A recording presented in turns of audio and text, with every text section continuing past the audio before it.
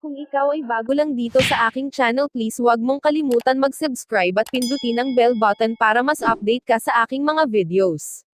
Ang pelikulang Life of Pi ay isang American survival drama na ibinase sa nobelang Life of Pi ni Ian Martel noong 2001. Ang paggawa ng pelikula ay pinangunahan ni Ang Lee sa pamamatnubay ni David Magee na siyang taga-sulat ng script. Sina Suraj Sharma, Irfan Khan, Rafe Spall, Tabu, Adil Hussein, at Gerard Depardieu ang ilan sa mga gumanap sa pelikula. Ang pelikulang ito ay nagkaroon ng worldwide premiere noong September 28, 2012, at ang pelikula ay kumita ng halos $609 million United States dollars worldwide.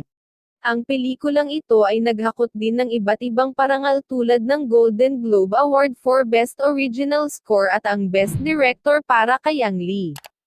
Ito rin ay nanamina sa 3 Golden Globe Awards at 11 naman sa 85th Academy Award.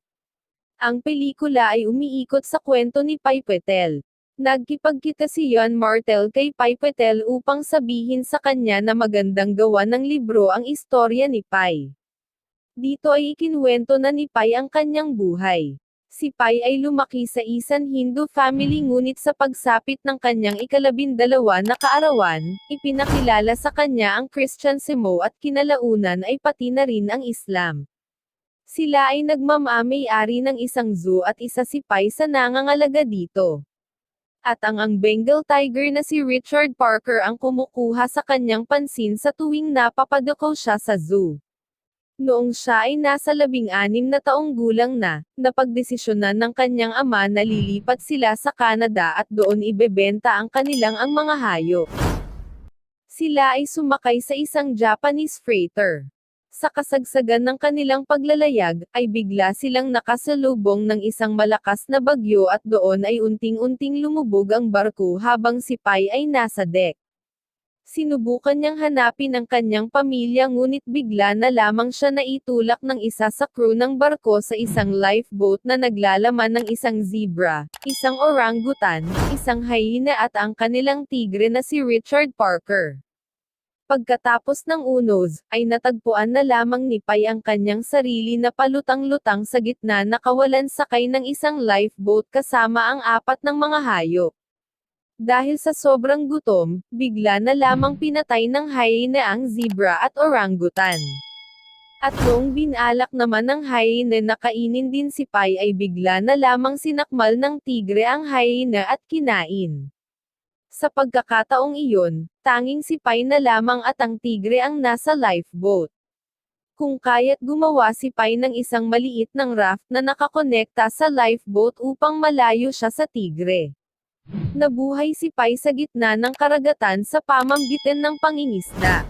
At sa tuwing ay nakakahuli ng isda ay hinahatian niya rin ang tigre.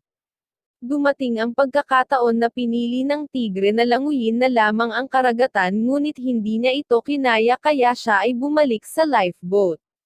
Kahit na delikado, mas pinili pa rin ni Pai na tulungan ang tigre upang makaakyat muli sa lifeboat. Kaya't bumalik siyang muli sa kanyang raft. Ngunit dumating ang hindi niya inaasahan na pagkakataon kung saan ay nasira ang kanyang raft kung kaya't mas pinili ni Pai na manatili sa lifeboat na kasama ang tigre. Lumipas ang mga araw at nasanay na rin ang tigre na kasama si Pai kung kaya't hindi niya na ito tinatangkang kainin.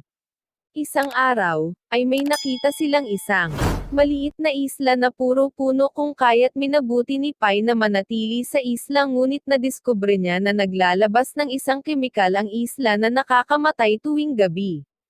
Kaya sila ay dali-daling umalis sa isla. Pagkatapos noon ay sila ay napad sa isang pampang sa Mexico. At pagkatapos nilang makadaong ay bigla na lamang umalis ang tigre at iniwan si Pai sa lifeboat na hinang-hinang. Doon ay dumating ang mga rescuer upang tulungan si Pai. Tinulungan si Pai ng mga insurance agent ng freighter na kanilang sinaksyan sa mga gastusin sa ospital. Ininterview nila si Pai ngunit hindi sila sa naniwala kay Pai.